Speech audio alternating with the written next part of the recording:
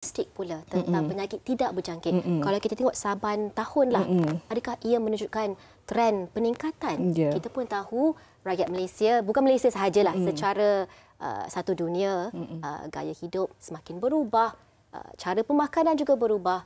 Jadi bagaimana dengan trend statistik penyakit tidak berjangkit? Keseluruhannya, kalau kita nak tengok, penyakit tidak berjangkit ini memang meningkatlah. Dan salah satu faktornya adalah kita tahu jangka hayat penduduk kita semakin meningkat. Apabila umur kita panjang, kita punya risiko untuk mendapat penyakit tidak berjangkit itu semakin meninggilah.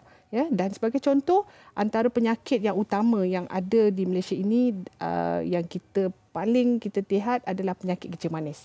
Diabetes. Ini memang selalulah kita dengan selalu dengar. Makanan yang kita kaya dengan makanan di Malaysia.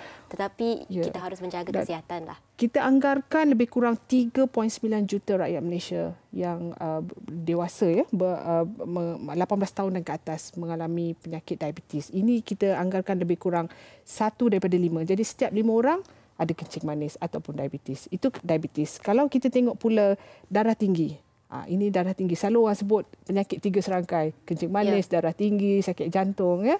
Kalau untuk sakit jantung, 3 daripada 10. Setiap 10 orang tu 3 tu mesti ada mempunyai penyakit darah tinggi. Jadi ini antara penyakit yang dipanggil penyakit tidak berjangkit yang utama yang menjadi isu dan juga beban kepada masalah rawatan negara kita. Bagaimana pula dengan hypertension? Hypertension kita tadi dengar ramai orang hypertension, mungkin darah tinggi ke dan sebagainya. Bagaimana doktor statistiknya? Okey, statistik untuk hipertensi sebagaimana yang saya sebut tadi, apabila kita mempunyai tekanan darah yang lebih kurang 140-90 macam tu, 3 daripada 10 lebih kurang dalam 30% rakyat kita yang menghadap ataupun menghidapi penyakit tekanan darah tinggi ataupun disebut hipertensi.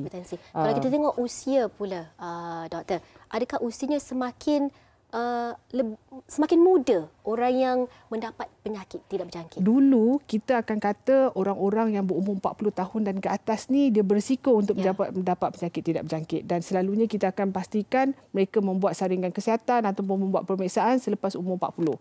Tetapi sejak 5, 6 ataupun 7 tahun kebelakangan ini kita melihat beratusan mereka yang disahkan menghidap penyakit-penyakit tidak berjangkit ini lebih muda.